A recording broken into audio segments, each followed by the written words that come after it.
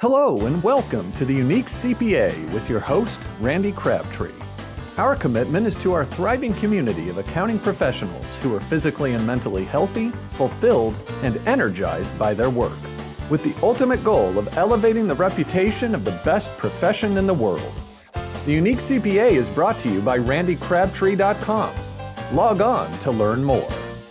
Today's guest is Mary Delaney. Mary is CEO of Karbon, the global leader in AI-powered accounting practice management software.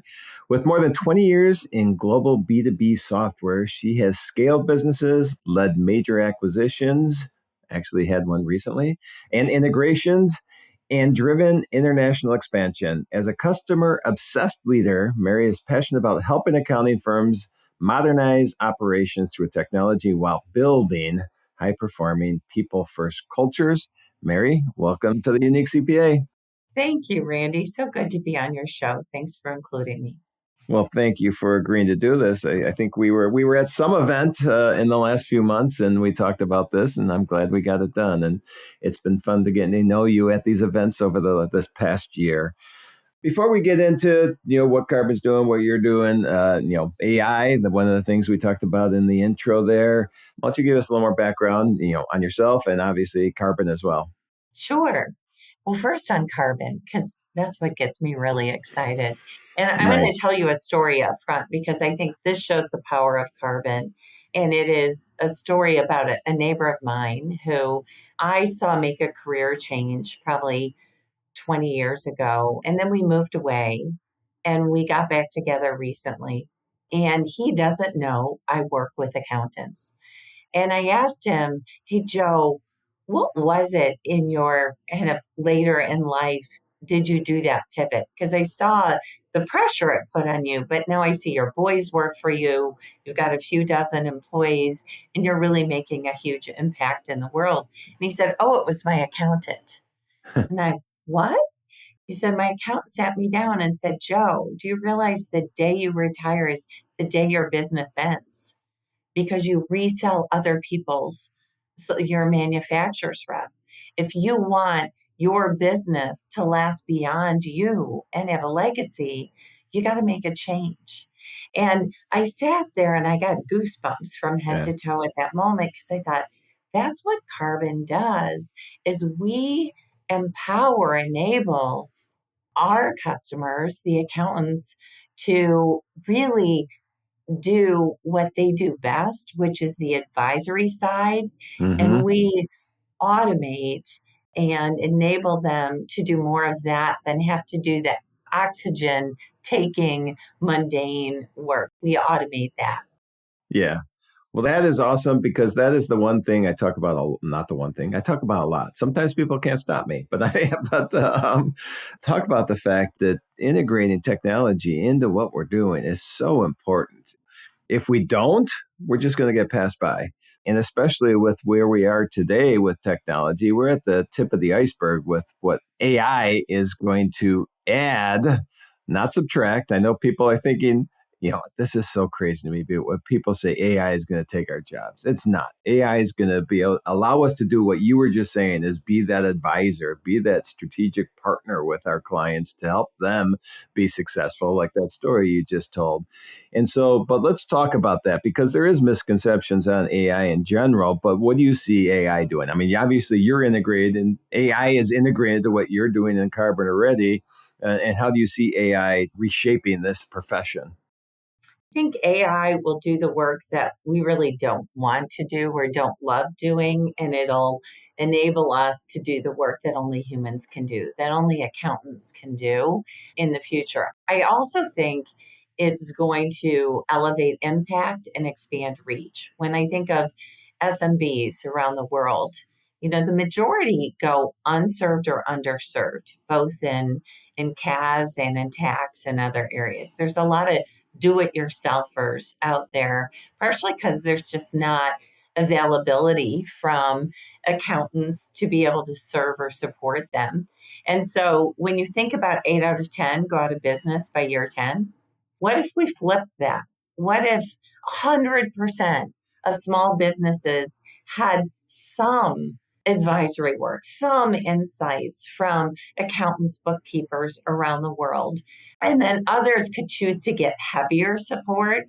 But if all had some, I would guess that that number would be 20% would go under, not 80%. And that'll change the trajectory of the economy, of crime, of just the family success around the world. Yep. So I mentioned that at the beginning of that, the fear of AI, of what's going on. And so I think people are just overwhelmed because they don't understand what they need to know. And what I really often will say, and I'm no expert, and so you're the expert here, is, they really don't have to know. They just have to know that the people they're working with, like Karbon or whoever else, is doing the AI aspect of things for them. So is there some way that you, when you talk to people, alleviate any fears on what AI is and what they need to know on AI? Absolutely. At Karbon, we do several things. First of all, we offer training. So come and get some training and support for you and your team. I think that's really important. We've got just a whole slew of experts that we've hired, both on the product side and on the resourcing side, for our customers to make sure they're educated. Do that with every one of your partners, though. I think every 3 months, AI is evolving so quickly. Every 3 months, ask for a partner meeting with your success team. What do you offer in AI now? Not only within the product, but training to empower my team to be successful. So I would say that's one. Two is no question is a silly question, except for the one that goes unasked. So ask. We're all new in AI, and ask, where's the data set? What model are you using? The other thing I think, especially in compliance-driven worlds, AI should have a human in the loop, meaning they should give you the opportunity for a human, an accountant or other, to review it and press the button. And it should show you its work. What did I look at, and what decision did I make, or action am I recommend taking, and why? Just like teachers ask our kids to show their math, AI should do the same. And that allows you to get that confidence with that transparency. We're a big believer in that. Yep, and that's good. And then the other thing that we said at the beginning too is that AI is not taking our jobs; it's allowing us to do the thing that we're really good at, is the advisory aspect, and what our clients really want. I mean, there's surveys out there that show that clients will pay extra for this advisory type work, but we've been so bogged down in the compliance and the mundane work that we don't often get to the advisory as much as we should. So I guess I want to ask specifically, what have you integrated AI in Karbon that is giving efficiencies back, giving time, giving capacity back to the accountants so they can spend more time on that advisory end? I think it's a great question. I think a couple areas that we focused on. First of all, AI is not a general sport. It's very specific and vertical, right? And so one is, I would say, make sure you're choosing vertical focused partners who wake up and go to sleep thinking about bookkeeping, about tax, and all the other, and advisory, of course. And so that would be one. The areas that we have done, the first thing we did is we broke apart and looked at all the different services that our accounting and bookkeeping, tax and advisory customers do. And we looked and we broke apart all the stages, and we started to say and sit chairside with our customers and ask them, what are the kind of the mundane, the energy taking, the oxygen taking parts of this that we could automate. And we started with CAS, and we made the acquisition of Aider, which you referenced up front, Randy. We're super excited about that. Aider had already built all the integrations with the GLs, with both Intuit and with Xero, and they had built advisory reporting post-close that was really geared towards each of their customers' clients' industries. What we're building now is all of that reconciliation work and the the hard work that goes into closing the month. And we're working to automate as much as that so that you can get to month end close and get those advisory reports faster and get in front of each and every client to do what our customers do best, which is advice. Yep. So let's pivot a little bit now. Let's talk more in general about the accounting profession, an amazing profession, as you saw when you came involved in this, but you saw when your neighbor talked about it too, and what he said about his accountant. But sometimes what I've seen is that the accountants don't realize that they're running a business. This is something that they're doing. So I know this is something you like talking about is, the shift from accounting firm to accounting business. So what do you mean by that? I see the accounting firms that are really pulling ahead today aren't just focused on practicing accounting, Randy, but they're running the accounting business. And what I mean by that, by the way, I think PE and AI have helped to drive this. And what that means is they're running the business like the way they ask their clients to run theirs. They have key goals for the year. They have a long-term strategy. They have KPIs as a company. Each team has KPIs. They're measured against those, and they're working to constantly improve those. I'll give you a story real quick. I didn't update you on my background, and there's one experience I had that I really pull from often. I bought a small tech-enabled services business, and it was heavily in a compliance industry. It had few hundred customers. It was $10-12 million, and it had low single digit margins. And in 3 years' time, I grew it to 110 million, but I also grew the margins 3.5x. Wow. And in that time, it was all about how do we not only deliver consistent service to our clients that they expect, high quality, differentiating service in this compliance business, but also how do we run it as a business and figure out how to make this something that, our parent company was really excited about. And that meant it couldn't be 7% margins, and it needed to be 25% margins. And that was all about looking for levers. I use that word intentionally. I think about, I can't lift a car, but if I have a jack or a lever, I can. And there's levers within the business that will make the biggest impact. And the lever could be top line on how do we accelerate growth by adding a new service. It might be top line in how do we increase referrals by delighting and amazing our clients. It might be bottom line on how do we increase the velocity and productivity of our people by automating work, stopping some work, offshoring some work. So all of those things can be applied to this industry. And I use that playbook to try and share that with our customers and their clients on a frequent basis.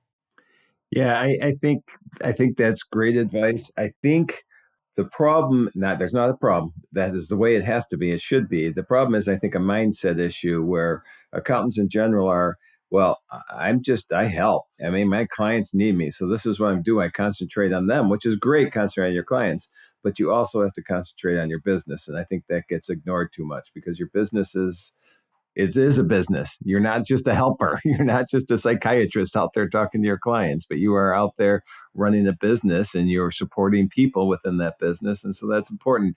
I don't know if you've seen this or not, but do you think there's a way to get past that mindset and start educating accountants on, okay, and I know it's happening. I know you've seen it. I know I've seen it, but start educating more accountants on the fact that let's start running this as a business. And one of the key things, sorry, I'm going on a long question here, but one of the key things I think starts with the leader of the organization, the managing partner. The managing partner depends on the size of a firm, but at least 10 million, maybe even less than that, 5 million. I've seen it in smaller firms now where the managing partner doesn't do any client work now anymore. Their client is the business, is the firm.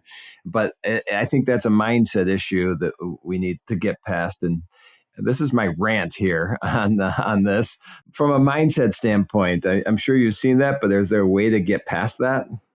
I think you're right that it's more at the 5 million than the 10, first of all. Yep. Okay. And I think they intentionally have to say that's the goal. Yep. I've not met one owner who regrets making that decision. I will say, if you're thinking about I it, agree. talk to others. Yep. They all wish they would have done it 3 years earlier. And if you don't feel like you can, the other thing is hire an operational change agent who their full-time job is to work on the business, to ensure that you are moving it forward, you're automating, you're enabling your team. I would start with give yourself a day, 1 day a week, where you just say, this is my day to work on the business, and time block and set goals. Because you don't have to do it overnight. It'll take time. You have big shoes to fill. There are a unique set of folks who can build a firm or business, and there's a lot of you that you will have to replace. So that would be first. A lot, 20%, a lot a day, or a few hours of the day. And those are non-negotiable hours that you use on the business. Get analytics, have a partner, make sure you have technology that gives you a clear mirror of how you are doing. And that's on the business side and the profitability and the productivity side. I'd also understand culturally how you're doing. So make sure you're doing an employee engagement survey or using that type of tool as well. But having that data is, where are we now? What are my 3 levers I want to work on? And then go find a mentor or a coach. You know, a lot of people, frankly, anyone in this beautiful industry or profession, I will say, beautiful profession of accounting, the generosity in which people share their time and their wisdom and their mistakes, I've never seen it in any other profession in my life in the way it is here. So go ask for help. Everyone's willing. Yep, that was so we just did our first BTG Roadshow this week in Philly, and the sub themes of the roadshow are community, connection, and collaboration. And collaboration, you just said it, we are such a collaborative profession. There's nobody out there that isn't willing to share their knowledge, and knowledge sharing to me is one of the most important things out there. We had 2 sessions on collaboration, and they just went over so well. I just love the fact that you brought that up, because it is so important. And that's, again, goes to our mindset, because often we're built to believe we have to do everything. We have to know everything. It has to be us. And that's not how it has to be. That is that worst case scenario. You should rely on others. You should help others be part. Hey, I can't even talk. I'm getting so excited. You have to have other people in your circle that you can lean on, that you can collaborate with, that you just can connect and ask questions, or even just ask for support if it's a tough day, anything like that. But that's what I love about this profession most, is that we are always there supporting each other. I will say on that too, Randy, if anyone needs a connection, a best of, who's winning in a certain area, who have I seen really shine, happy to make connections as well. And I know you are as well. Oh, yeah. I think what I've morphed into is a community builder. I guess that's, if I had to say one thing, I guess I was just thinking about this the other day. That's really what I am, through the podcast, through the conference now. The conference has created such a community. It's unbelievable. And so, okay, enough about me. It is a great conference, so I agree. well, thank you. It is. I enjoy it. That's the other thing that I talk often about is, do what you love. I know people say, no, do what makes you money. But you know what? If you can do what you love, your passion shines through, it'll all come. All right. Let's move on. We're going to run out of time, but let's move on to a few different things. Let's talk about client experience. We kind of built this in already, but I know you've talked about that and how that's really a true, competitive differentiator for, firms in general. And then actually, I kind of want to contrast that with, because at the same time, you're customer focused, customer obsessed, but then people first. And so sometimes people think it's got to be one or the other, where we have to base it on the customer or we have to base it on our people. And so do you see a difference in there, or how is this, I guess, a competitive differentiator, but how do you integrate both of those? My people accuse me all the time of being an and person, not an or. So Okay. when they say, should we do this or this? I'm like, and we're going to do both. Yep. I think this is an and one where, first of all, you have to empower your people to be the best they can be to deliver for your clients. So you can't amaze and delight clients without really empowering your people to be best in class. So I think it's an and. On the client side, I'm going to take off my glasses and put them on for a second. I know they can't see me, but we all have to put on our clients' glasses. We've got to look at ourselves through the eyes of that client. So if you haven't secret shopped through the eyes of your client, their experience, call and say, I need something today. Go on to your client portal or portals and see if you understand where you should go to understand what work you're waiting on for me. And if I have a question, how I ask it. I have done this many times on the people that we meet with that aren't using Karbon. And there was one in Texas I went on, and there were not only 11 portals, but there was a manual in the top that said, click here to understand and get guidance on which portal you use for what situation. And that's the idea of what we don't do. I think in the future, you should all expect to have one portal.